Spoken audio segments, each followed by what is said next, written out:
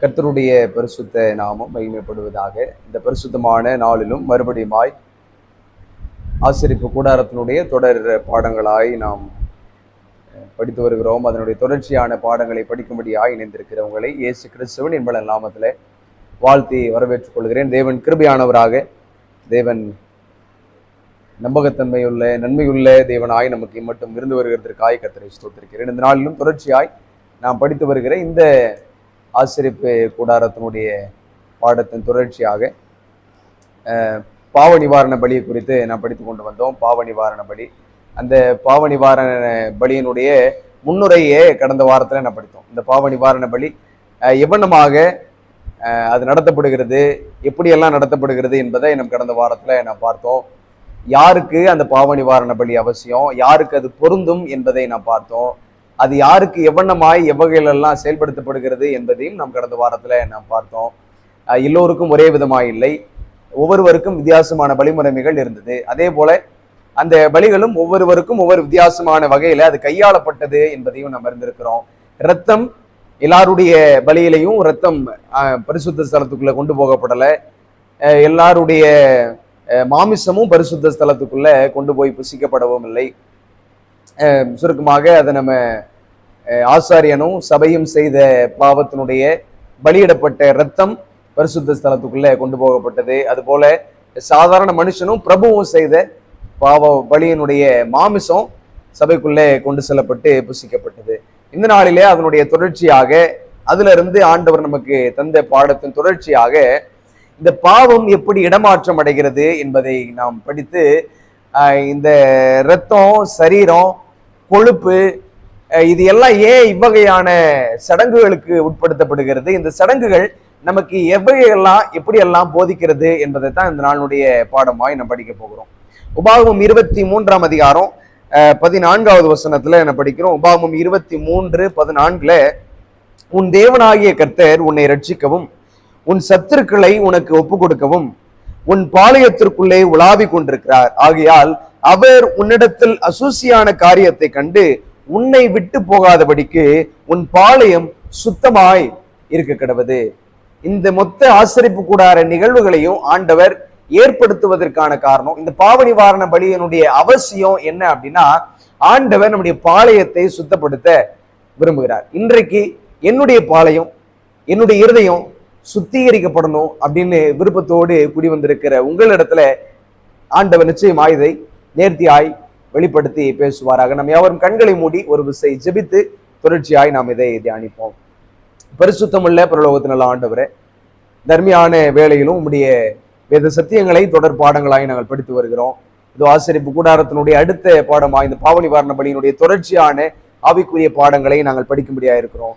எங்களிடத்தில் இருக்கிற குறைவுகளை நீக்கி கர்த்தர் நீர் எங்களிடத்தில் நிறைவாய் எங்களிடத்தில் வெளிப்பட்டு இப்படி சத்தியங்களை ஆழமாய் அதிகமாய் எங்களிடத்தில் முழுமையாய் போதித்து அதிசயமாய் எங்களை வழிநடத்த வேண்டும் என்று இயேசு கிறிஸ்துவின் நாமத்தில் ஜெபிக்கிறோம் எங்கள் ஜீவனுள்ள நல்ல பிதாவே, ஆமென். இந்த வசனத்துல ஆண்டவர் தெளிவா ரட்சிப்பின் திட்டத்தினுடைய அவசியத்தையும், அந்த ரட்சிப்புக்கு தன்னை வழிநடத்தும்படியாய் கர்த்தரிடத்தில் ஒப்பு கொடுக்கிற தனி மனிதனுடைய இருதயமும் எவ்வகையாய் இருக்க வேண்டும் என்பதை இந்த ஆசரிப்பு கூடாரத்திற்குள்ள நமக்கு விவரமாய் போதிக்கிறத நான் படிக்கிறோம். உன்னை விட்டு போகாதபடிக்கு உன் பாளையம் சுத்தமாய் இருக்க கிடவுது. ஆண்டவர் தேடிக்கிட்டே இருக்கிறாரு. ஒவ்வொரு இருதயமும், ஒவ்வொரு ஆத்மாவும் தன்னுடைய பலியை, தன்னுடைய பாவத்தை நிவர்த்தி செய்யும்படியாய் ஏதோ ஒரு பலியை உள்ள கொண்டு வரும் பொழுது அவனுடைய இருதயத்தை ஆண்டவர் நோக்கி பார்த்துட்டே இருக்கிறார். முழுமையான சீர்திருத்தமும் முழுமையான பாவ நிவாரணத்தையும் எதிர்பார்த்து ஒருவன் வருகிறானா என்பதை ஆண்டவர் நோக்கமாய் பார்த்து கொண்டே இருக்கிறார். அவர் பார்க்கிற பொழுது ஆண்டவர் விரும்புகிற பிரகாரமே ஒருத்தன் பரிபூர்ணமான நிவாரணத்தை பெறும்படியாய் வருகிறான் என்று சொன்னா அவனுடைய பாளையத்தை தேவன் சுத்தமாக்குகிறார் என்பதை நம்ம படிக்கிறோம். உன்னை விட்டு போகாதபடிக்கு உன் பாளையம் சுத்தமாய் இருக்க கிடவது. ஆண்டவர் எப்பொழுதும் நம்ம கூட இருக்கணும் அப்படின்னு நாம விரும்புகிறோம். ஆண்டவர் எப்பொழுதும் நம்மளை அதிசயமாய் வழிநடத்தணும் அப்படின்னு நம்ம விரும்புகிறோம். அப்படி விரும்பும் பொழுது நம்முடைய பாளையத்தை சுத்தமா இருக்கணும் அப்படின்றது ஆண்டோடைய மிக முக்கியமான ஆசையா இருக்கு.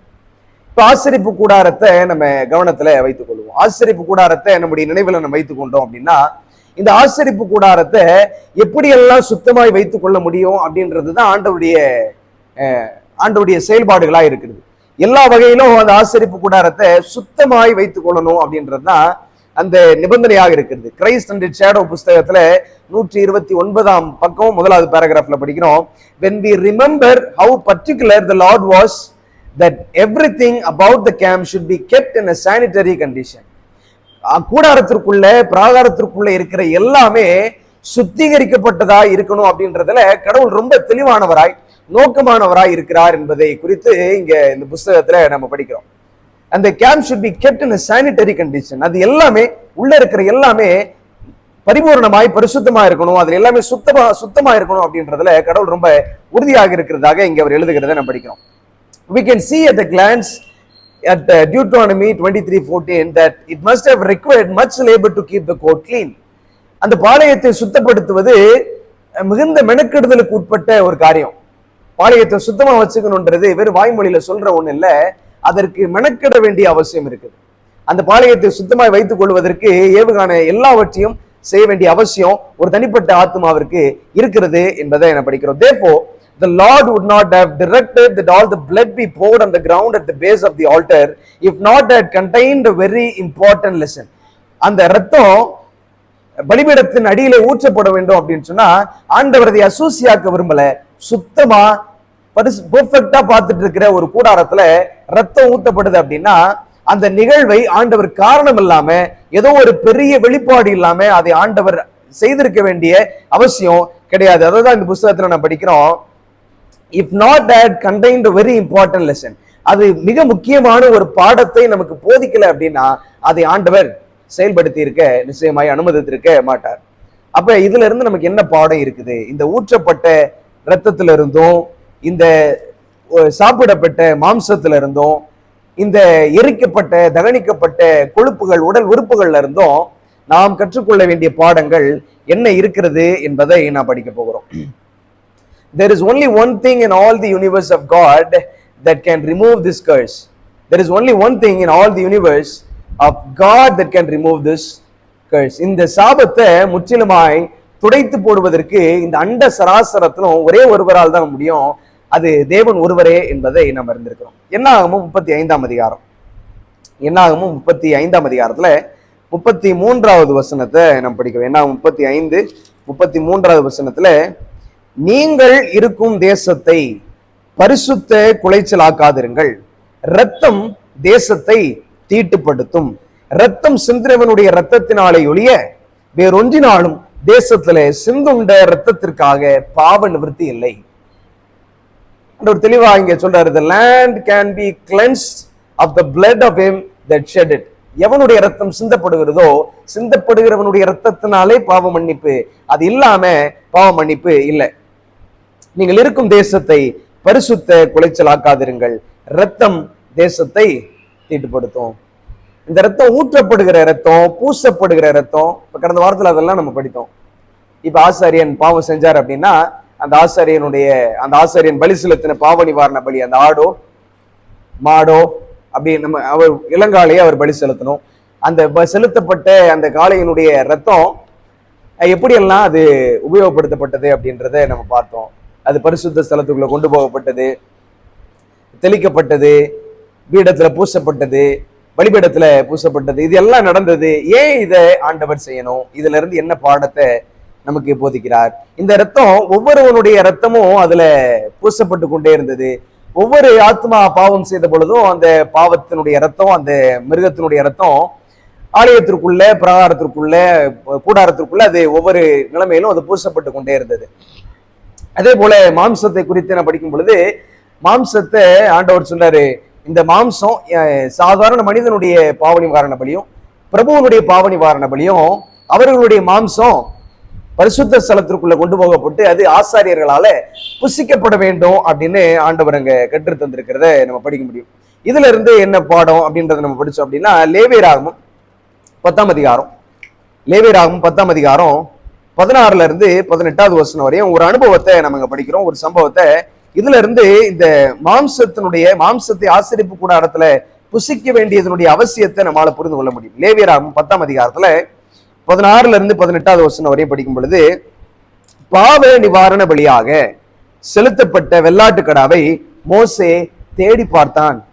அது தகனிக்கப்பட்டிருந்தது. ஆகையால் மீதியாயிருந்த எலையசார், இத்தாமார் என்னும் ஆரோனின் குமாரர் மேல் அவன் கோபம் கொண்டு, பாவ நிவாரண பலியை நீங்கள் பரிசுத்த ஸ்தலத்தில் புசியாமற் போனதென்ன? அது மகா பரிசுத்தமாயிருக்கிறதே. சபையின் அக்கிரமத்தை சுமந்து தீர்ப்பதற்கு கர்த்தருடைய சந்நிதியில் அவர்களுக்காக பாவ நிவர்த்தி செய்யும் பொருட்டு அதை உங்களுக்கு கொடுத்தாரே. எதற்கு ஆண்டவர் ஆசாரியர்களை இந்த மாமிசத்தை ஆசரிப்பு கூடாரத்திற்குள்ள பரிசுத்த ஸ்தலத்துல போய் சாப்பிடணும் அப்படின்னு சொல்றாருன்னா, அதனுடைய காரணங்களை இங்க தெளிவா படிக்கிறோம். சபையின் அக்கிரமத்தை சுமந்து தீர்ப்பதற்கு கர்த்தருடைய சந்நிதியில் அவர்களுக்காக பாவ நிவர்த்தி செய்யும் பொருட்டு அதை உங்களுக்கு கொடுத்தாரே. உள்ள போய் உட்கார்ந்து ஃபீஸ்ட் ஒரு இதை சாப்பிடுறதுக்காக, ஏதோ ஒரு மாம்சத்தை புசிப்பதற்காக ஆசாரியர்களுக்கு அதை ஏற்படுத்தல. இதற்காக ஆண்டவர் ஏற்படுத்தினாரா?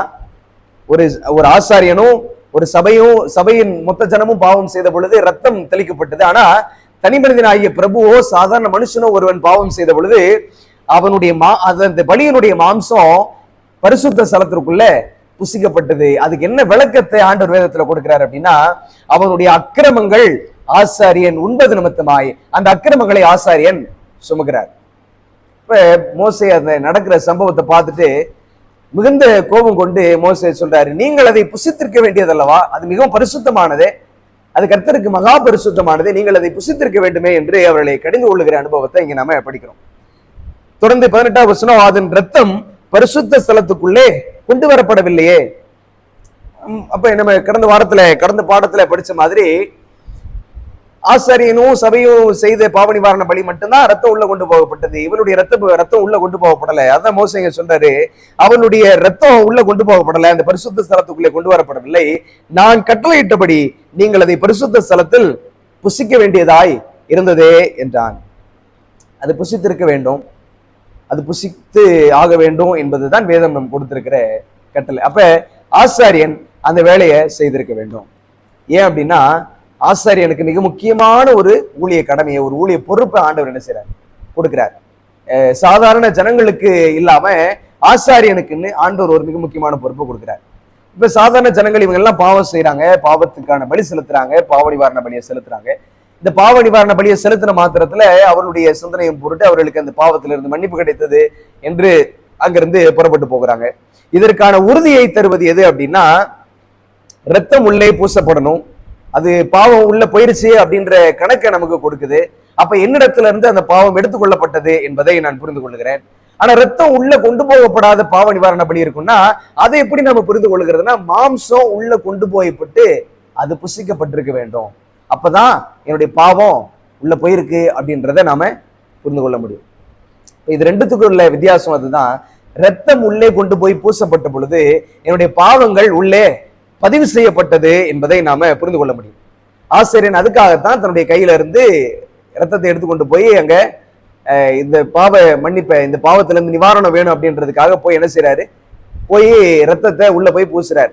அவருடைய கை ரேகையினுடைய அச்சு அங்க பதியும் பொழுது அது என்னத்தை குறிப்பிடுகிறது அப்படின்னா, பாவ நிவாரணத்திற்காக பலி ஒன்று செலுத்தப்பட்டிருக்கிறது, அவனுடைய பாவம் மன்னிக்கப்படணும் அப்படின்றதுக்காக அதை நிகழ்த்துறார்.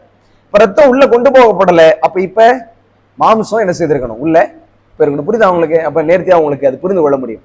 ரத்தம் உள்ள போகும்போது அது உள்ள பதிவு செய்யப்பட்டது. ரத்தம் உள்ள கொண்டு போகப்படாத பொழுது மாம்சம் உள்ளே புசிக்கப்படுகிறதுனால, அந்த அக்கிரமத்தை ஆசாரியன் சுமக்கிறதுனால அந்த பாவம் உள்ள கணக்குல கொண்டு வரப்படுகிறது. இல்லாத பட்சத்துல அந்த பாவம் உள்ள வரல. அதனாலதான் மோசே கடிந்து கொள்ளுகிறார், நீங்கள் அதை புசித்திருக்க வேண்டுமே, அது கர்த்தருக்கு மகா பரிசுத்தமானதே அப்படின்னு அவர் கடிந்து கொள்ளுகிற இந்த அனுபவத்தை நம்ம இங்க படிக்கிறோம். மாம்சத்தை உண்பதில் ஆசாரியன் ஜனங்களின் அக்கிரமத்தை தன்மேல் எடுத்துக்கொண்டான் என்பதற்கு இது ஒரு தெளிவான உதாரணமாகும். மாம்சத்தை உண்கிறது நிமித்தமாய் ஜனங்களுடைய அக்கிரமத்தை தன்மேல் எடுத்துக்கொண்டான் அப்படின்றதற்கு இது ஒரு மிகப்பெரிய ஒரு உதாரணம். இப்படி செய்வதால் ஆசாரியன் பலருடைய பாவத்தை சுமந்தவன் என்பதற்கான அடையாளமாக இருக்கிறான். இப்ப ஆசாரியனுக்கு என்ன பெயர் அப்படின்னா, பலருடைய பாவத்தை சுமந்தவன் என்கிற பெயரே கொடுக்கப்படுகிறது. பலருடைய பாவத்தை சுமந்தவன் என்பதற்கான அடையாளமாக அவன் இருக்கிறான். இதெல்லாம் படிக்கும் பொழுது ஒரு காரியம் நமக்கு திருஷ்டாந்தமாய் மனதில் வந்துகிட்டே இருக்கணும். ஒரு காரியம் திருஷ்டாந்தமா நம்முடைய மனதில் வந்துகிட்டே இருக்கணும். யோசிச்சு பாருங்க, மனுஷன் பாவம் செய்யறான், பாவத்திற்கு நிவாரணத்தை பெற வேண்டும் என்பதற்காக ஒரு பலியை கொண்டு வந்து செலுத்துறான். அந்த பலி பரிசுத்த ஸ்தலத்துக்குள்ளே கொண்டு போகப்படுகிறது. அந்த அக்கிரமத்தை ஆசாரியன் தன் மீது ஏற்றுக்கொள்கிறான். அந்த மாம்சத்தை புசிப்பது நிமித்தமாய் அக்கிரமத்தை சுமக்கிறவனாய் ஆசாரியன் மாறி போகிறான். யோசிச்சு பாருங்க, யாரோ ஒருத்தருடைய பலி, யாரோ ஒருத்தருடைய பாவம், அந்த பாவம் உள்ள வருது. அவனுடைய பாவ அறிக்கையை ஏற்றுக்கொண்டு ஆண்டவர் அதை ஏத்துக்கிறாரு, அனுமதிக்கிறாரு. அது உள்ளே வந்ததுக்கு பிறகு அதை ஆசாரியன் புசிக்கிறபடினால அந்த அக்கிரமத்தை எல்லாம் என்ன செய்கிறார்? ஆசாரியன் ஏற்றுக்கொள்கிறார். இப்ப பலருடைய பாவத்தை சுமந்தவன் என்கிற பெயர் அவனுக்கு கிடைக்குது. ஒவ்வொருவருடைய தப்பிதங்களுக்கும் செலுத்தப்பட்ட பலி எல்லாம் ஆசாரியன் மீது வந்து சேருது. இப்ப இது எங்க நம்மளை கொண்டு போகுது அப்படின்னா, தேவன் அவர் மீது நம் அனைவரின் அக்கிரமத்தையும் சுமத்தினார். அப்படித்தானே? இப்ப ஆசாரியன் எல்லாருடைய பாவங்களையும் கேட்டு அறிந்து எல்லாருடைய பாவங்களை அறிக்கை செய்ததுக்கு பிறகு அந்த பாவங்களை உள்ளே கொண்டு வந்து அந்த மாம்சத்தை புசிக்கிறபடினால அந்த அக்கிரமத்தை எல்லாம் என்ன செய்கிறார்? தன்மையில சுமந்து கொள்கிறார். இது திருஷ்டாந்தமாய் யாரை வெளிப்படுத்தி காண்பிக்கிறது அப்படின்னா, தேவன் நம்முடைய அக்கிரமங்களை எல்லாம் அவர் மீது சுமந்தார் என்பதை நமக்கு தெளிவாக எடுத்துக்காட்டுது. இப்ப எடுத்துக்காட்டா இதுக்கு மிக முக்கியமான ஒரு அதிகாரமா நம்ம என்ன படிக்க முடியும் அப்படின்னா, ஏசாயா புஸ்தகத்துல 53ஆம் அதிகாரத்தை முழுமையாய் நம்ம படித்தோம் அப்படின்னா, இயேசு கிறிஸ்து எப்படி நம்முடைய அக்கிரமத்தை எல்லாம் அவர் சுமந்தார் என்பதற்கு மிகப்பெரிய ஒரு எடுத்துக்காட்டு தான் அந்த ஏசாயா 53ஆம் அதிகாரம். ஏசாயா 53ஆம் அதிகாரத்துல நீங்கள் முழுமையா அதை வாசித்திருப்பீர்கள். அதுல ஒரு சில வசனங்களை மாத்திரம் நான் படிக்கிறேன். ஏசாயா 53:4 நான் படிக்கிறோம். மெய்யாகவே அவர் நம்முடைய பாடுகளை ஏற்றுக்கொண்டு நம்முடைய துக்கங்களை சுமந்தார், நாமோ அவர் தேவனால் அடிபட்டு பாதிக்கப்பட்டு சிறுமைப்பட்டவர் என்று எண்ணினோம். ஆண்டவர் எல்லா அக்கிரமத்தையும் எல்லா துன்பங்களையும் அவர் மீது நமக்காக சுமந்து கொண்டார். ஆனா நாம அவரை சிறுமைப்பட்டவர் என்று எண்ணினோம். ஏசாயா 53:6 நாம் எல்லாரும் ஆடுகளை போல வழி தப்பி திரிந்து அவனவன் தன் வழியிலே போனோம், கர்த்தரோ நம்ம எல்லாருடைய அக்கிரமத்தையும் அவர் மேல் விழ பண்ணினார். அடுத்து 11வது வசனத்துல என்ன படிக்கிறோம்? அவர் தமது ஆத்ம வருத்தத்தின் பலனை கண்டு திருப்தி ஆவார், என் தாசனாகிய நீதிபரர் தம்மை பற்றும் அறிவினால் அநேகரை நீதிமான்களாக்குவார், அவர்களுடைய அக்கிரமங்களை தாமே சுமந்து கொள்வார். 12வது வசனம், அவர் தம்முடைய ஆத்மாவை மரணத்தின் ஊன்றி அக்கிரமக்காரரில் ஒருவராக எண்ணப்பட்டு அநேகருடைய பாவத்தை தாமே சுமந்து அக்கிரமக்காரருக்காக வேண்டிக் கொண்டது நிமித்தம் அநேகரை அவருக்காக பங்காக கொடுப்பேன், பலவான்களை அவர் தமக்கு கொள்ளையாக பங்கிட்டு கொள்வார். இந்த அதிகாரம் முழுவதுமாய் ஒரே ஒரு காரியத்தை திரும்ப திரும்ப நமக்கு போதித்துக் கொண்டே இருக்கிறது. நம்முடைய அக்கிரமங்களை எல்லாம் தேவன் சுமந்தார். எப்படி ஒரு ஆசாரியன் பரிசுத்த ஸ்தலத்திற்குள்ள மாம்சம் புசிக்கப்படுகிற அந்த தருணத்துல புசிக்கப்பட்ட பொழுது மொத்த பாவமும் அவர் மீது, அந்த அக்கிரமங்கள் எல்லாம் ஆசாரியன் மீது சுமர்த்தப்பட்டது. அது போல நாம் எப்பொழுதெல்லாம் பாவ அறிக்கையின் ஜெபத்தை ஏறெடுக்கிறோமோ, எப்பொழுதெல்லாம் நம்முடைய பாவங்களை அறிக்கையிட்டு கர்த்தருடைய சமூகத்தில் ஒப்புக் கொடுக்கிறோமோ, அப்பொழுதெல்லாம் இந்த பாவத்தையும் இந்த குற்றங்களையும் இந்த அக்கிரமத்தையும் தேவன் தன் மீது எடுத்துக்கொள்கிறார். சிலுவை மரணத்துல அவர் பட்ட பாடுகளுடைய அவசியம் எதனால அப்படின்னா, நம்முடைய அக்கிரமங்களை எல்லாம் அவர் சுமந்தார். அக்கிரமங்களை எல்லாம் அவர் சுமந்தபடினால இந்த பெரிய செயின் லிங்க் நமக்கு புரியும் நினைக்கிறேன். அப்ப ஆசாரியன் ஆசரிப்பு கூடாரத்துல மனிதனுடைய அக்கிரமத்தை சுமந்து தீர்த்தான் என்று நான் படிக்கிறோம். அதே போல இயேசு கிறிஸ்து மனிதனுடைய பாவத்தை சிலுவை மரணத்துல சுமந்து நம்முடைய அக்கிரமங்களை அவர் சுமந்து தீர்த்தார் என்பதை நான் படிக்கிறோம். இந்த ஒப்புமையை யார் காணாமல் இருக்க முடியும்? ரொம்ப எளிமையா நம்மளால புரிந்து கொள்ள முடியுது. அப்படிதானே? இந்த பாவ நிவாரண பலியினுடைய இந்த செயல்பாடு நமக்கு ரொம்ப எளிமையாவே புரிந்து கொள்ள முடிகிறது. இந்த நிகழ்ச்சிகளில் பாவம் பரிமாற்றம் செய்யப்படுகிறது. இப்ப புரியுதா உங்களுக்கு? பாவம் ஒரு நபரிடத்திலிருந்து இன்னொரு நபருக்கு என்ன செய்யுது? பரிமாற்றம் செய்யப்படுகிறது. Sin has been transferred. இந்த நிகழ்வுகளில் பாவம் பரிமாற்றம் செய்யப்பட்டது என்பதில் சந்தேகம் இல்லை. ஆசாரியன் சுமந்த அனைத்து பாவங்களுக்கும் பரிகாரமாக பரிசுத்த ஸ்தலத்துக்குள்ள இரத்தத்தை கொண்டு வந்தான். இப்ப இந்த நிகழ்வு முடிஞ்சதுக்கு அப்புறம் ஆசாரியனுடைய தலையின் மீது எல்லா அக்கிரமங்களும் சுமத்தப்பட்டதுக்கு அப்புறம் ஆசாரியன் இப்போ ஒரு பலி செலுத்தி இரத்தத்தை என்ன செய்றார்? உள்ள கொண்டு வருகிறார். இதெல்லாம் தொடர்ந்து அந்த லேவியராம் புத்தகத்துல நம்ம அப்படியே படித்துக் கொண்டே வருகிறோம். இந்த பாவங்களுக்கு பிறகு ஆசாரியன் ஒரு பலி செலுத்தி இரத்தத்தை உள்ள கொண்டு வருகிறார். இந்த இடத்துல ஒரு பாடத்தை படிக்கிறோம். மாசுபடுத்தும் ரத்தம், சுத்திகரிக்கும் ரத்தம். இதுக்கு முன்னாடி இதுவரையும் நாம அவருடைய மாம்சத்தை புசிக்கிறதனுடைய அவசியத்தையும், அப்படி மாம்சத்தை புசிப்பது எதை குறிக்கிறது என்பதையும் ஆவிக்குரிய ரீதியில நான் படித்தோம். இப்ப மாம்சத்தை புசிப்பதுல ஒரு காரணத்தை ஆண்டவர் வைக்கிறார். இப்ப ரத்தம், இதுவரையும் செலுத்தப்பட்ட ரத்தம், இப்பொழுது செலுத்தப்படுகிற ரத்தம் வித்தியாசம். இதுவரையும் தனி மனிதனுடைய பாவங்கள் எல்லாம் அறிக்கை செய்து பாவ பலிகளாய் செலுத்தப்பட்டது, இது ஒரு ரத்தம். இப்ப அந்த அக்கிரமங்களுக்கு எல்லாம் சேர்த்து ஆசாரியன் ஒரு பலி செலுத்துகிறார், இது ஒரு ரத்தம். இப்ப இந்த ரெண்டு ரத்தம் இருக்குது. ஒண்ணு மாசுபடுத்தும் ரத்தம், இன்னொன்னு சுத்திகரிக்கும் ரத்தம். அனைவரது பாவத்தின் ரத்தமும் கூடாரத்தை மாசுபடுத்தியது. ஒவ்வொருவனுடைய தனிப்பட்ட பாவத்தின் அறிக்கையின் பாவ நிவாரண பலியும் பரிசுத்த ஸ்தலத்திற்குள் கொண்டு செல்லப்பட்டு அது பூசப்பட்ட பொழுது, தெளிக்கப்பட்ட பொழுது அந்த பாவங்கள் எல்லாம் ஸ்தலத்தை மாசுபடுத்தியது. தேவனுடைய ஸ்தலத்தை இந்த பாவங்கள் எல்லாம் உள்ளே செல்லு கொண்டு செல்லப்பட்டு அவைகள் எல்லாம் மாசுபடுத்தினது. ஆனா லேவியராகமம் 16ஆம் அதிகாரத்துல இங்க ஆசாரியனுடைய பலியின் ரத்தத்தை குறித்து நான் படிக்கிறோம். லேவியராகமம் 16ஆம் அதிகாரத்துல 15 வசனத்துல இருந்து நம்ம தொடர்ந்து படிச்சா அதை புரிந்து கொள்ள முடியும். லேவியராகமம் 16:15 வசனத்துல இருந்து நான் படிக்கிறோம்.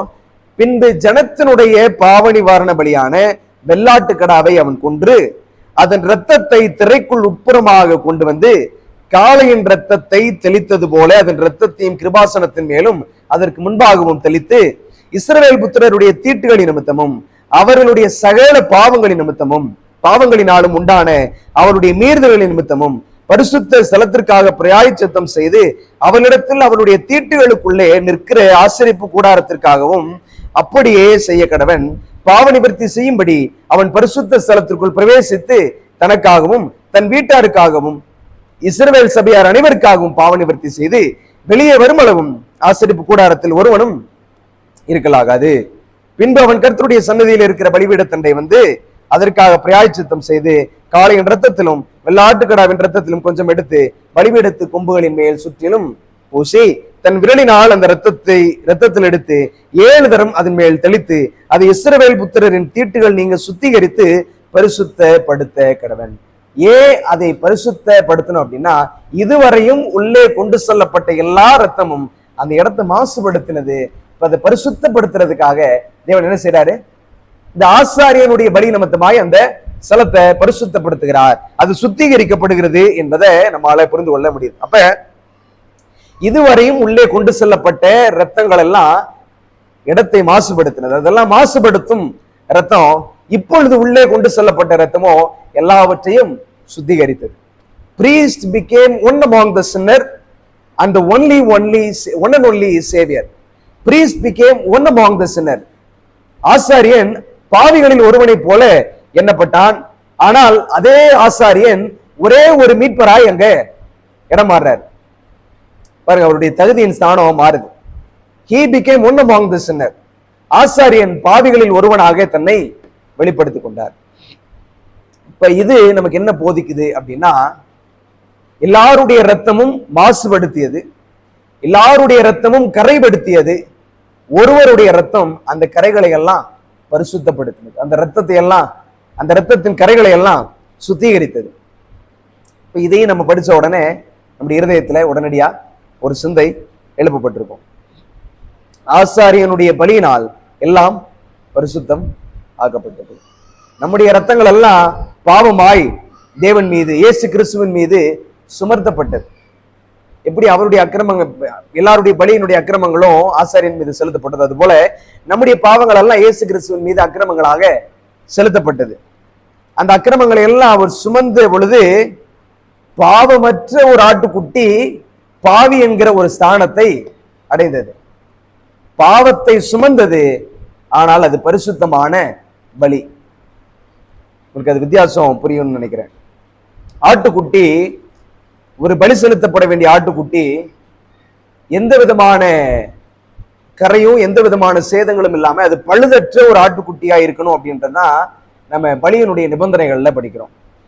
அந்த ஆட்டுக்குட்டி ஒன்றுமறியாத சுத்தமான ஒரு ஆட்டுக்குட்டி இருந்த பொழுதும் இவனுடைய பாவம் எல்லாம் அந்த தலையின் மீது கை வைத்து அந்த ஆட்டுக்குட்டியின் மீது, அந்த மிருகத்தின் மீது செலுத்தப்பட்ட பொழுது இந்த பாவத்தை எல்லாம் சுமக்கிற ஒரு ஆட்டுக்குட்டியாய் இது மாறுகிறது. ஆனால் அது சுத்தமான ஆட்டுக்குட்டி. இதோ உலகத்தின் பாவத்தை சுமந்து தீர்க்கிற தேவ ஆட்டுக்குட்டி அப்படின்னு நம்ம படிக்கிறோம்ல, அதே போலதான் அந்த நபர் பாவி, அவனுக்குள் பாவம் இருக்கிறது. பலி செலுத்தப்பட வேண்டிய அந்த ஆட்டுக்குட்டியோ அந்த மிருகமோ பாவமறியாத சுத்தமான பழுதற்ற ஒன்று. ஆனால் பாவத்தை அதன் மீது சுமத்துகிறான். பாவத்தை சுமத்தின அந்த மிருகம் அந்த பாவங்களை எல்லாம் சுமந்து தீர்ப்பதற்காக அது பலியாகிறது. இப்ப மாசுபடுத்தின அந்த நிகழ்வை சுத்திகரிக்கும்படியாய், பரிசுத்தப்படுத்தும்படியாய் இயேசு கிறிஸ்துவனுடைய ரத்தம் உதவியா இருக்கிறது. அதுதான் பரிசுத்தப்படுத்துகிறது. எவ்வகையிலெல்லாம் நாம் நம்முடைய ஆலயத்தை தீட்டுப்படுத்துகிறோம்? யோசிச்சு பாருங்க. நம்முடைய இருதயத்தின் ஆலயத்தை நாம் எவ்வகையிலெல்லாம் தீட்டுப்படுத்துறோம் என்பதை நாம் யோசித்து பார்க்க வேண்டும். தேவனுடைய ஆலயம் தீட்டுப்பட்டது. பாவத்தினால் விளைந்த கரைகளினாலே அது தீட்டுப்பட்டது. அது ஆசாரியனுடைய ஒரே பலியினுடைய இரத்தத்தினால் அது பரிசுத்தமாக்கப்பட்டது. இந்த பாவி இந்த பாவி அவன் மாத்திரம் அந்த பாவத்திற்குள் அல்ல, அந்த பாவம் நிறைந்த ஒரு மனிதன் எதை தொட்டாலும் எல்லாமே தீட்டுப்படும்.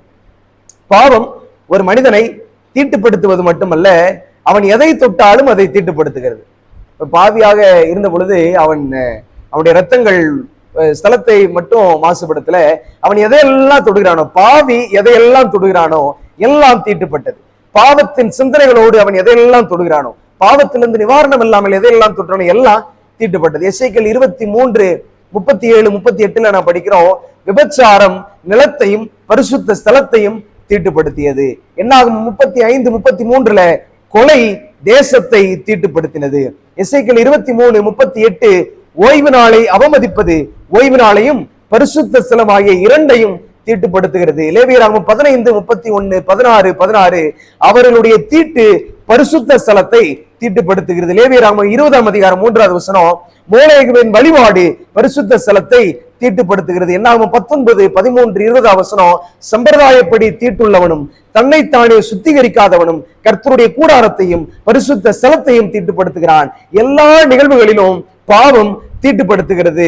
ஓய்வு நாள், பரிசுத்த ஸ்தலம், மனித இதயம் ஆகிய எதை தொட்டாலும் அது பாவத்தினால் அது தொடர்ந்து தீட்டுப்படுத்தி கொண்டே இருந்தது. ஆனா 1:3 நான் படிக்கிறோம், பாவம் செய்கிற எவனும் நியாயப்பிரமாணத்தை மீறுகிறான். நியாயப்பிரமாணத்தை மீறுகிறதே பாவம். ஒரு பாவி எப்படி அந்த நாட்களிலே எதை தொட்டாலும், அவன் பாவியா இருந்த பொழுது எதை தொட்டாலும் அது எப்படி பாவமாய் எல்லாம் தீட்டுப்பட்டதாய் மாறினதோ, அதுபோல நியாயப்பிரமாணத்தை மீறுகிற பாவம் இன்றைக்கு நமக்குள்ள இருக்கும் என்று சொன்னா, நாம எதை செய்தாலும் அதை தீட்டுப்படுத்துகிறவர்களாகத்தான் இருப்போம். வெளிப்புற தோற்றத்துல நம்ம எவ்வளவு நீதிமான்களாய் நாம் வெளிக்காட்டி கொண்டாலும் உள்ளான இருதயத்துல அந்த பாவ கரைகள் இருக்கிற பொழுது, பரிசுத்தப்படுத்துகிற தேவன் நம்மை பரிசுத்தப்படுத்துவதற்கு நாம் ஒப்பு கொடுக்காத பொழுது, நாம் எதை தொட்டாலும் எல்லாம் தீட்டுப்படுத்துகிறதாகத்தான் இருக்கும். அது பரிசுத்தப்படுத்தவே படாது என்பதை நாம் ஆழமாய் புரிந்து கொள்ள வேண்டும். பாவம் செய்கிற எவனும் நியாயப்பிரமாணத்தை மீறுகிறான். நியாயப்பிரமாணத்தை மீறுவதே பாவம் என்பதை வேதம் தெளிவா சொல்லுது. அன்னைக்கு அவனுடைய பாவ பட்டியல்கள் இன்றைக்கு நமக்கு இராதது போல் இருந்தாலும், இன்றைக்கு நமக்கு ஆண்டவர் கொடுத்திருக்கிற பாவ பட்டியல் இந்த நியாயப்பிரமாணம். இந்த நியாயப்பிரமாணத்தை மீறுகிற எந்த ஆத்மாவும் பாவம் செய்கிறது. பாவம் செய்கிற எந்த ஆத்மாவும் தேவனுடைய கண்களுக்கு முன்பதாய் தீட்டுப்பட்டவர்களாக இருக்கிறோம். இந்த தீட்டுப்பட்டவன் எதை தொட்டாலும் தீட்டு. இந்த தீட்டுப்பட்டவன் எதை தொட்டாலும் தீட்டு. இந்த தீட்டுல இருந்து விடுதலை வேணும் அப்படின்னா எல்லா ரத்தமும் பரிசுத்த ஸ்தலத்தை தீட்டுப்படுத்தினது. ஆசாரியனின் ரத்தம் மட்டுமே அதை நிவர்த்தி செய்ய பரிசுத்தப்படுத்தினது. அதேதான், எல்லா ரத்தமும் தீட்டுப்படுத்திக்கிட்டே இருந்தது.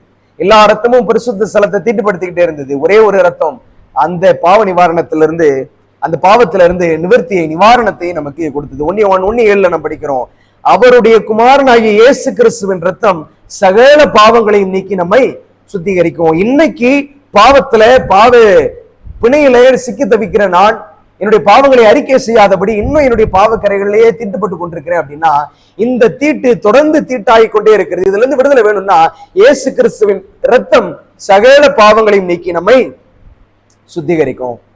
என்னுடைய பலத்தினாலோ, நான் செலுத்துகிற மிருகத்தின் பலியினாலோ, நான் செலுத்துகிற அந்த மிருகத்தின் பலியினுடைய ரத்தத்தினாலோ அல்ல, இயேசு கிறிஸ்துவின் ரத்தம் சகல பாவங்களையும் நீக்கி நம்மை சுத்திகரிக்கும்.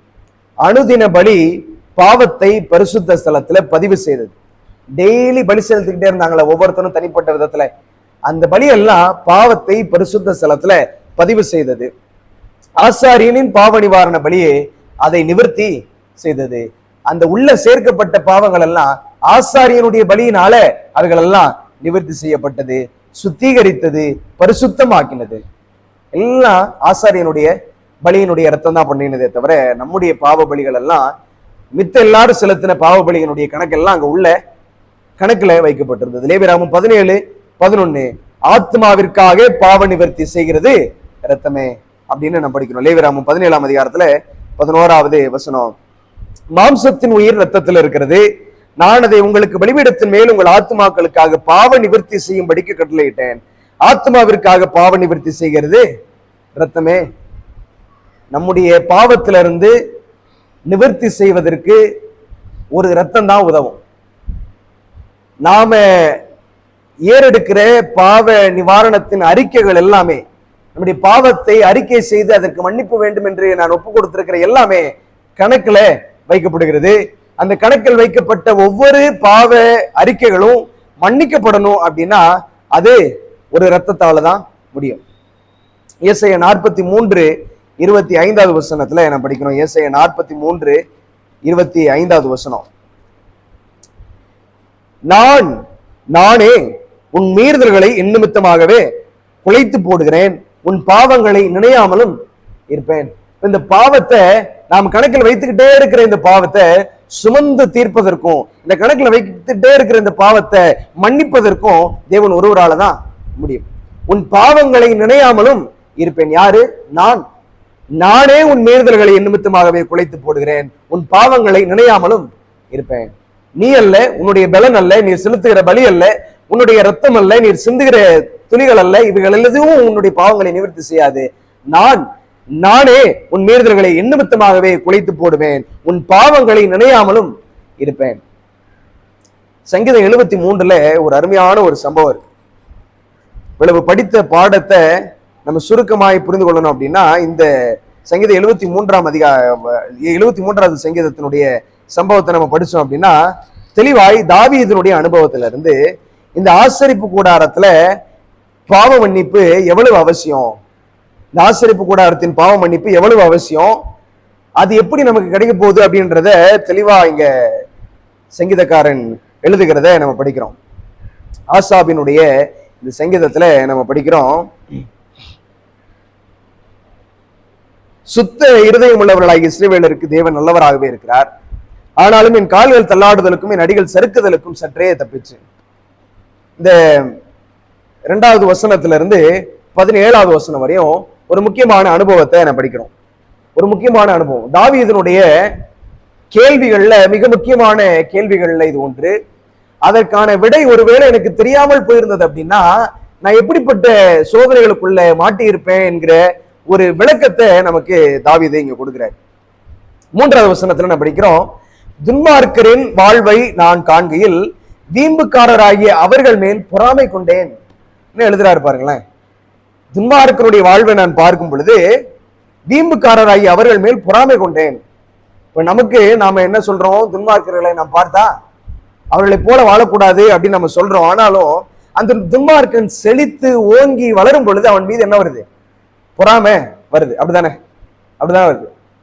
இப்போ ஒருத்தனை நம்ம பாவி அப்படின்னு திரும்ப திரும்ப சொல்லிக்கிட்டே இருக்கிறோம், அவர்கள் துன்மார்க்கமான செயல்களை செய்யறாங்க அப்படின்றத நம்ம பார்த்துக்கிட்டே இருக்கிறோம். ஆனாலும் நம்ம எவ்வளவு துன்மார்க்கமான செயல்களை நாம் பார்த்தாலும் அவருடைய ஐஸ்வர்யங்கள் பெருகி கொண்டே போகிற பொழுது, அவர்கள் பலத்துல பெருகி கொண்டே போகும் பொழுது அவர்களை பார்த்து ஒரு பொறாமை ஒண்ணு என்ன செய்யுது?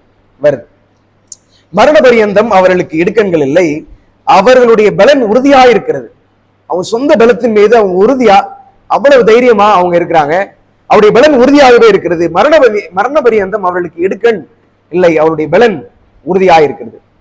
David was amazed by the prosperity of the wicked. ஒரு துன்மார்க்கனுடைய ஆசீர்வாதம் இவ்வளவு திரட்சியா, இவ்வளவு மிகுதியா, இவ்வளவு செல்வ செருக்கினால அவன் இவ்வளவு பலத்தினால இருக்கிறானே என்பதை பார்த்த தாவீதுக்கு மிகுந்த ஆச்சரியம். David was amazed by the prosperity of the wicked. ஆனா தொடர்ந்து 13வது வசனம் 14வது வசனத்துல அப்படியே நான் படிக்கும் பொழுது அது அப்படியே நீங்க தொடர்ந்து படிச்சுக்கிட்டே வரலாம். அந்த அதிகாரத்தினுடைய தொடர் வசனங்களை நேரத்தின் மிகுதினால கொஞ்சம் மாத்திரம் வாசிக்கிறேன். 13வது வசனம், நான் விருதாவாகவே என் இருதயத்தை சுத்தம் பண்ணி குற்றமில்லாமையிலே என் கைகளை கழுவினேன், நாள்தோறும் நான் பாதிக்கப்பட்டும் காலைதோறும் தண்டிக்கப்பட்டும் இருக்கிறேன். டேவிட் ஃபெல்ட் வெரி லோ அப்படின்னு நம்ம இந்த கிரைஸ்ட் அண்ட் இட்ஸ் ஷேடோன்ற புத்தகத்துல நான் படிக்கிறோம். David felt very low. அவன் நான் மிகுந்த குறைவுள்ளவன், நான் ஒன்றத்திற்கு உதவாதவன், நான் விருதாவாகவே என் இருதயத்தை சுத்தம் பண்ணி குற்றமில்லாமலே என் கைகளை கழுவினேன், நாள்தோறும் நான் பாதிக்கப்பட்டும் காலைதோறும் தண்டிக்கப்பட்டும் இருக்கிறேன். நான் என் துன்மார்க்கனை பார்க்கிறேன், அவன் துன்மார்க்கத்துல மிகுந்த ஐஸ்வர்யம் உள்ளவனாய் இருக்கிறான், அவன் துன்மார்க்கனாக இருந்த பொழுது மிகுந்த ஆஸ்தி உள்ளவனாய் இருக்கிறான், அவன் துன்மார்க்கனா இருந்த பொழுதிலும் அவனுடைய பலன் மிகுதியா இருக்கிறது. அவன் துன்மார்க்கமா இருக்கிற பொழுதிலும் அவனுடைய செல்வ செருக்குகள் எல்லாம் அவன் உயர்ந்தவனா இருக்கிறான். இவர்கள் எல்லாம் என்னை பார்க்கிற பொழுது நான் அவனை பார்த்து பொறாமை கொண்டேன். என் நிலைமை நான் பார்க்கிறேன். நான் எவ்வளவு பிரயாசம் எடுத்த பொழுதிலும் குற்றமில்லாமையிலே என் கைகளை கழுவினேன். நாள்தோறும் நான் பாதிக்கப்பட்டும் காலைதோறும் நான் தண்டிக்கப்பட்டும் இருக்கிறேன். அவருடைய துன்மார்க்கத்துல அவன் உயர்ந்து கொண்டே போயிட்டு இருக்கிறான். ஆனா என்னுடைய நீதியில நான் குன்றிக்கிட்டே இருக்கிறேன் என்கிற சிந்தனை தாவீதினிடத்துல இருந்துச்சு. ஆனா கடைசியில எழுதுறாரு தாவீது 17வது வசனத்துல, அவர்கள் முடிவை கவனித்து உணருமளவும் அது என் பார்வைக்கு விசனமா இருந்தது. ஆனா அந்த முடிவை ஒரு நாள் பார்க்கிற வரையும் என்னுடைய பார்வைக்கு அது விசனமா இருந்தது. 16வது வசனம், இதை அறியும்படிக்கு நான் யோசித்து பார்த்தேன். நான் தேவனுடைய பரிசுத்த ஸ்தலத்துக்குள் பிரவேசித்து அவர்கள் முடிவை கவனித்து உணருமளவும் அது என் பார்வைக்கு விசனமாய் இருந்தது. அந்த முடிவை தாவீதுனால எங்க பார்க்க முடிஞ்சதுன்னா ஆசரிப்பு கூடாரத்துக்குள்ள பார்க்க முடிந்தது.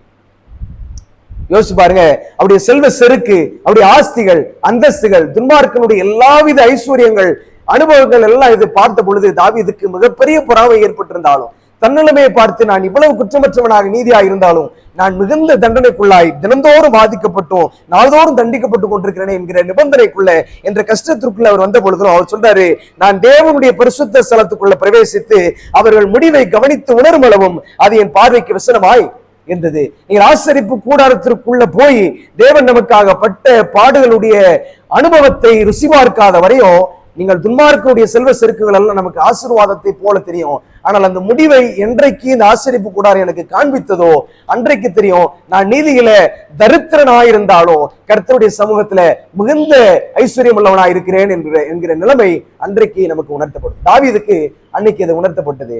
நான் எல்லாருக்கும் முன்னாடி தரித்திரனை போல தென்பட்டாலும் எனக்கு விரோதமா இருக்கிற துன்மார்க்கர்கள் மிகுந்த ஐஸ்வர்யம் உள்ள ஆஸ்தி உள்ள செல்வ பெருக்கினால் நிறைந்தவர்களை போல எனக்கு தோற்றம் அளித்தாலும் ஆசரிப்பு கூடாரத்துக்குள்ள பார்த்தேன் அவருடைய முடிவை என்னால பார்க்க முடிஞ்சு. அந்த முடிவு மிக மோசமான முடிவு. அந்த முடிவை பார்த்து நான் உணர்ந்து கொண்டேன், நான் துன்மார்க்கன் அல்ல, நான் உடைந்து போன பாத்திரம் அல்ல. ஆண்டவர் என்னை மறுபடியும் உருவக செய்து என்னை உருவாக்கி என்னை உயர்ந்த ஸ்தானத்துல வைக்கிறார் என்கிற நிலைமையை அவர் அந்த நேரத்துல புரிந்து கொள்கிறார். ஆசாரியன் எது அனுபவத்துல தாவீது சொன்னார் அப்படின்னா, தாவீது உள்ள போய் பார்த்தேன்னு சொல்றாருல, ஆசரிப்பு கூடார அனுபவத்துல நான் பார்த்தேன், இவனுடைய முடிவுகளை பார்த்தேன் அப்படின்னு எழுதுறாருல, அது எதன் அர்த்தத்துல சொன்னார் அப்படின்னா, இந்த வேலைகளை எல்லாம் செய்து முடிச்சதுக்கு அப்புறம் முதல்ல மாம்சத்தை ஆசாரியன் உள்ள புசிக்கிறார். இது ஒரு அனுபவம். அதுல இருந்து ஆவிக்குரிய பாடத்தை படிச்சோம். ரத்தம் உள்ள பூசப்பட்டது, பாவியனுடைய பலியனுடைய ரத்தம் பூசப்பட்டு மாசுபடுத்தினது, ஆசாரியனுடைய ரத்தம் அதை பரிசுத்தப்படுத்தினது அப்படின்றத நம்ம படித்தோம். அடுத்து ஒரு முக்கியமான பாடம் நம்ம சொன்னோம்ல, இந்த தனிப்பட்ட ஒருவன் செய்த பாவம், ஒரு சாதாரண மனுஷன் ஒரு பாவம் செய்ததுக்கு அப்புறம் அவன் தன்னுடைய சொந்த கைகளினால அந்த ஆட்டை பலி செலுத்துறான். பலி செலுத்தினதுக்கு அப்புறம் ரத்தத்தை ஆசாரியன் எடுத்துக்கொண்டு உள்ள போறாரு. இந்த உடல் உறுப்புகள் கொழுப்புகள் எல்லாம் இருக்குதுல்ல, இந்த கொழுப்புகளை எல்லாம் யார் எடுத்து பலிபீடத்தின் மேல வைக்கணும்னா, யாரு தப்பு செஞ்சு பாவ நிவர்த்திய செய்யணும், பாவத்துல இருந்து நிவாரணம் வேணும்னு யாரு ஆட்டுக்குட்டியை கொண்டு வந்திருக்கிறாங்களோ அவங்க தான் இந்த பாவத்தில இருந்து விடுதலையாக வேண்டும் என்கிற சிந்தனை உடையவங்க. அவங்க என்ன செய்யணும்னா, இந்த பலி செலுத்தப்பட்ட ஆற்றினுடைய உடல் உறுப்புகளை எல்லாம் எடுத்து வந்து அந்த பலிபீடத்தின் மேல வைக்கணும். புரியுதா உங்களுக்கு? எந்த நபர் பாவத்தில் குற்றமடைந்து பாவத்தினால் உணர்வடைந்து பாவத்திற்கு நிவாரணம் வேண்டும் என்று பலியோடு ஆசரிப்பு கூடாரத்திற்கு வந்தானோ அவன் தன்னுடைய சொந்த விரலினால் சொந்த கைகளினால் செலுத்தப்பட்ட அந்த பலி ரத்தம் ஆசாரியனால் எடுத்துக்கொள்ளப்பட்டாலும் அந்த சரீரத்திற்குள்ள இருக்கிற உறுப்புகள் அதே நபரால தான் எடுத்துக்கொள்ளப்பட்டு வந்து பலிபீடத்தின் மேல வைக்கணும். இது எதை உணர்த்தது அப்படின்னா, தன்னுடைய பாவங்களை, கொழுப்பு பாவத்தை குறிக்கிறது என்பதை நான் படிக்கிறோம்.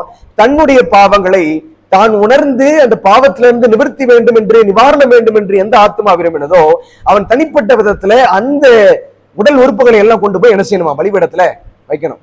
நான் பாவம் செஞ்சிருக்கிறேன், ஏன் பாவத்தை நான் தான் கொண்டு போய் என்ன செய்யணும், பலிபீடத்தின் மேல வைக்கணும். எனக்காக மன்றாடுவதற்கோ எனக்காக பரிந்து பேசுவதற்கோ எனக்காக இன்னொரு ஒரு இடத்துல ஜெபத்தை சொல்லிட்டு பாஸ்டர் ஜெபம் பண்ணிட்டாரு அதனால எனக்கு பாவ மன்னிப்பு கிடைச்சிடும், இந்த ஊழியக்காரங்க ஜெபம் பண்ணிட்டாங்க அதனால எனக்கு பாவ மன்னிப்பு கிடைச்சிடும், என்னுடைய நிர்வாகி என்னுடைய தலைமைகள் எனக்காக ஜெபம் பண்ணது அதுக்காக எனக்கு பாவ மன்னிப்பு கிடைச்சிடும் அப்படின்னு எந்த விதமான கோட்பாடுகளும் கிடையாது. நம்ம எந்த ரோம பேராயர்கிட்ட எந்தவித கத்தோலிக்க பேராயர்கிட்ட போய் என்னுடைய பாவங்களை நான் அறிக்கை செய்து அந்த பாவத்திற்கான எனக்கு மன்னிப்பு வேணும் என்று கேட்டாலும் அந்த பாவத்திற்கான மன்னிப்பை தருவதற்கு அவர் பாத்திரர் அல்ல.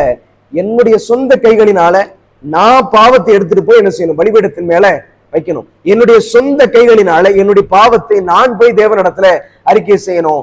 அந்த பாவத்தை தேவன் எப்படி மன்னிக்கிறார் அப்படின்னா,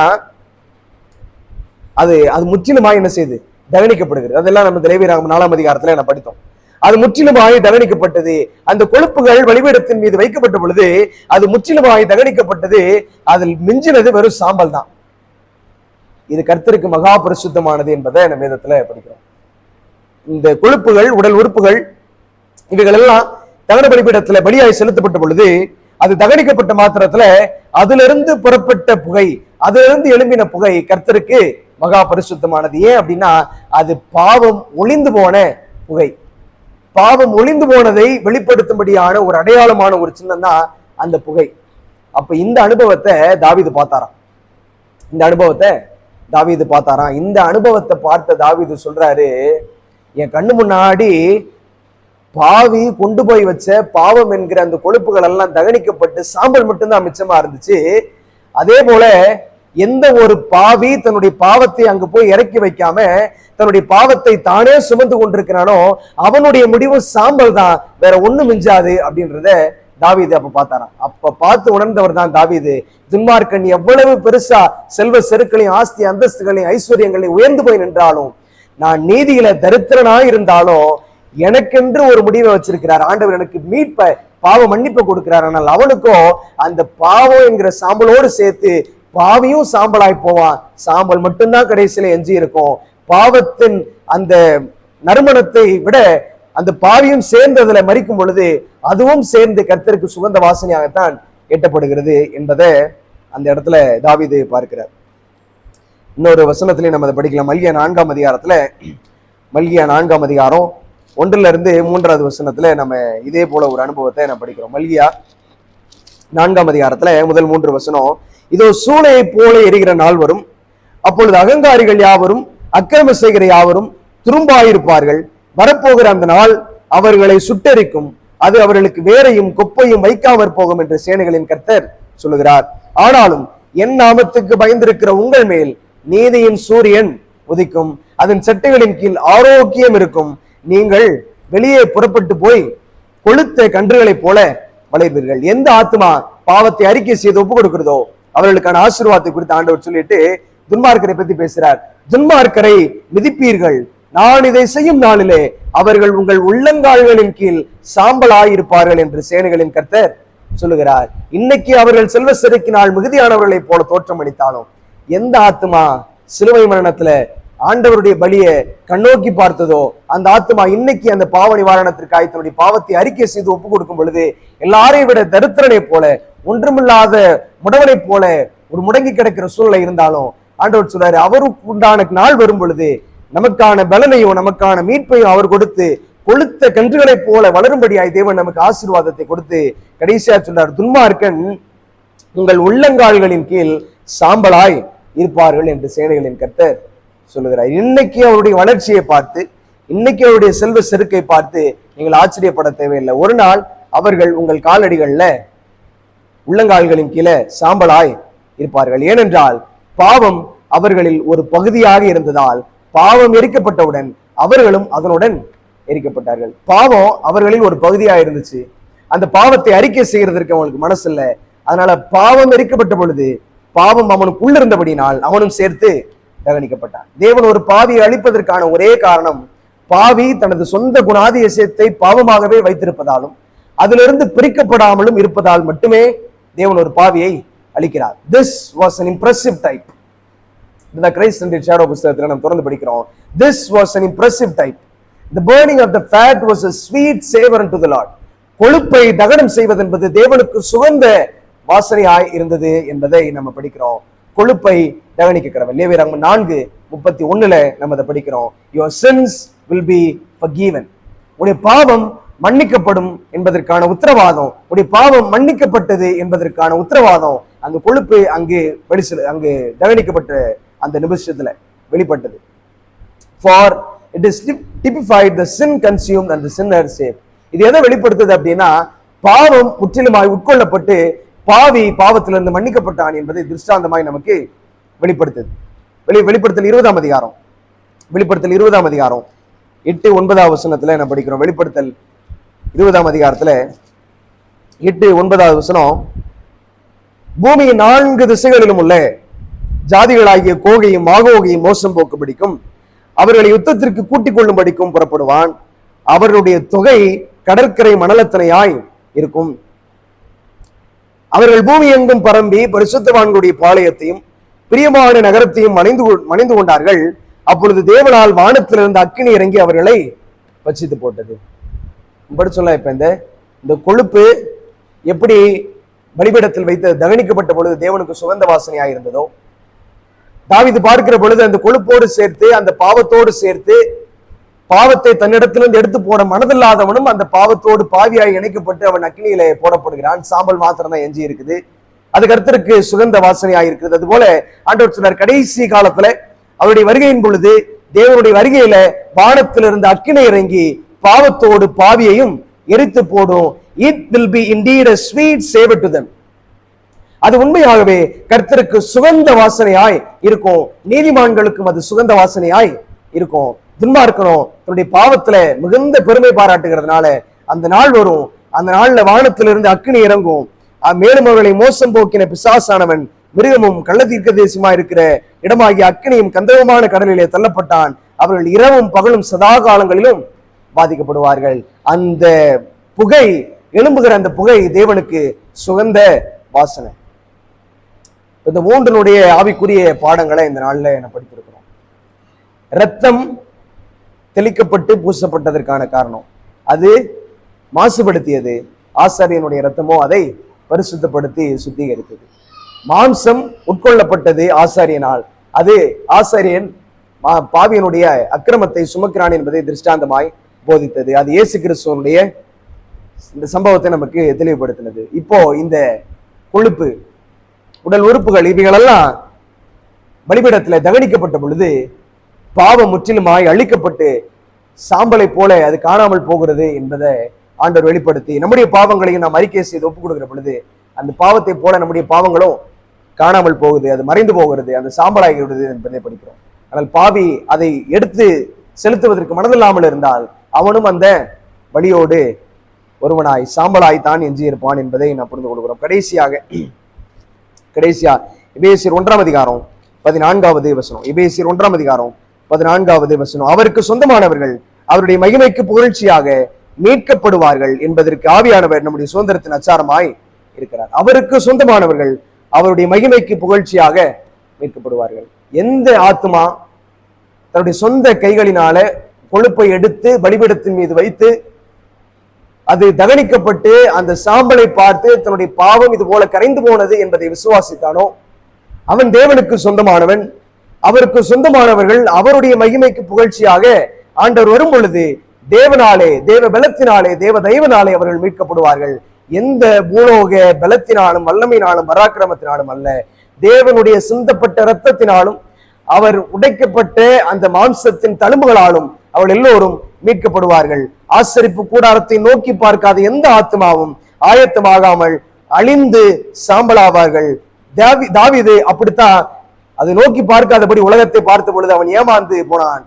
அந்த கடைசி தருணத்துல அவர்கள் ஒன்றை புரிந்து கொண்டு ஒன்றை வெளிப்படுத்தி தாவீதை பார்த்த மாத்திரத்துல அதுல இருந்து உணர்ந்து வெளியில வந்து இது எவ்வளவு அவசியம் என்பதை புரிந்து கொண்டு ஆசரிப்பு கூடாரத்தினுடைய அனுபவத்தை பார்த்து அதுல இருந்து சற்று தப்பி அவன் காப்பாற்றப்பட்டான்.